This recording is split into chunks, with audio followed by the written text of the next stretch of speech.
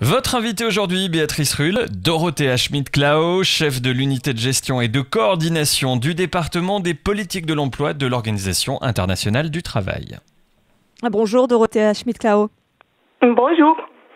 Merci d'être sur Radio Lac. L'OIT, l'Organisation internationale du travail, annonce que le Covid-19 pourrait faire disparaître 200 millions d'emplois à plein temps dans le monde. La question n'est donc pas de savoir s'il va y avoir des conséquences économiques. On le voit, il y en aura et de très importantes. Mais c'est plutôt de savoir si c'est la pire crise économique que nous n'ayons jamais connue. Oui, c'est certainement la plus grande crise depuis la Seconde Guerre mondiale, ça c'est sûr. Et en plus, nous ne savons pas comment le développement se poursuivra. Si le retour à la normalité économique réussit, les dégâts seront limités. Cependant, si une deuxième vague de fermeture des entreprises, des frontières, etc., va se passer, ça va être beaucoup pire. Et déjà, les conséquences sont énormes. Qu'est-ce que doivent faire les pays pour atténuer au maximum ce qui s'annonce ? Oui, c'est très important que les gouvernements réagissent vitement, ça c'est super important, mais aussi dans une façon très flexible. D'abord, bien sûr, la sécurité des populations, c'est le plus important, mais aussi, il y a quatre axes que le BIT propose pour des politiques, et c'est vraiment stimuler l'économie et l'emploi. C'est soutenir les entreprises, les emplois et les revenus, et protéger les travailleurs, et finalement baser tout ça sur le dialogue social, parce qu'il faut trouver des solutions où tout le monde est d'accord. Est-ce que vous diriez finalement que les solutions proposées par le Conseil fédéral, comme par exemple le chômage partiel, sont les bonnes pour ce qui est appliqué en Suisse ?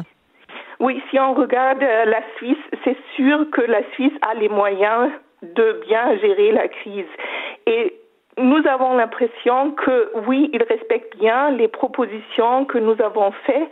Il fait tout ce qu'il peut, et le plus important, c'est qu'il fait des choses différentes dans des endroits différents, parce que c'est absolument nécessaire, parce que la crise, c'est pas la même partout.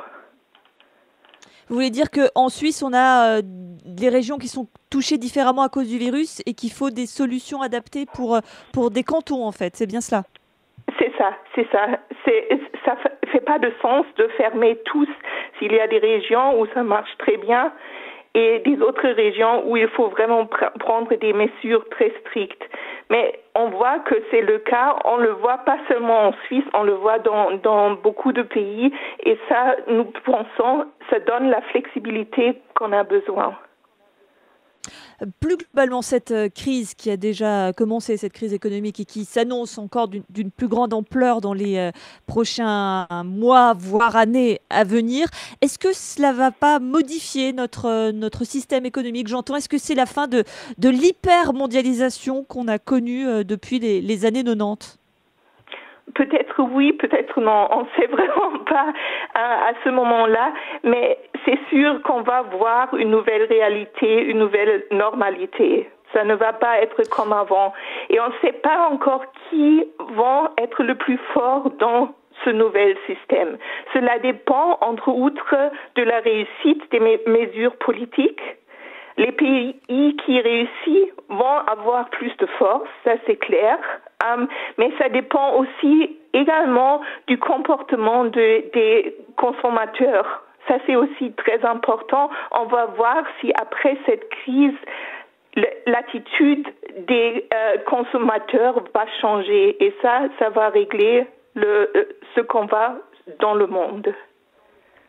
Ce que vous voulez nous dire, c'est qu'il est important que nous continuions de consommer après pour soutenir l'économie intérieure, c'est bien ça?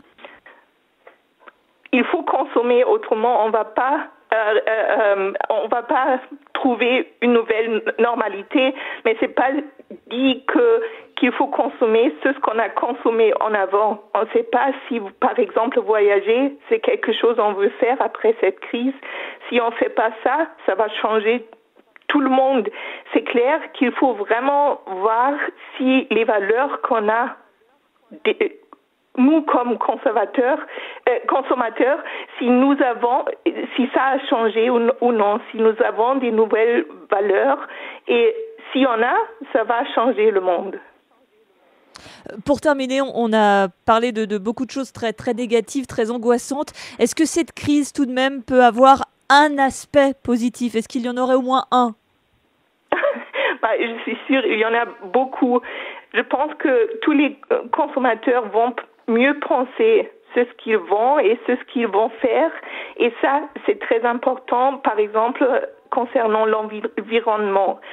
C'est très important. L'autre chose qu'on voit, c'est qu'il y a une solidarité entre les pays, pas entre tous les pays, mais entre certains pays. Et on voit aussi, et ça c'est très important, que les pays plus riches, ils voient les problèmes des pays pauvres. Et finalement, c'est vraiment les pays pauvres qui souffrent le plus. Et il y a une solidarité pour aider ces pays-là, et ça c'est super important. Eh bien, c'est sur ces mots qu'on va se quitter. Merci beaucoup, Dorothea Schmidt-Clao, chef de l'unité de gestion et de coordination du département des politiques de l'OIT. Merci d'avoir été sur Radio Lac. Merci pour votre entrée. Merci.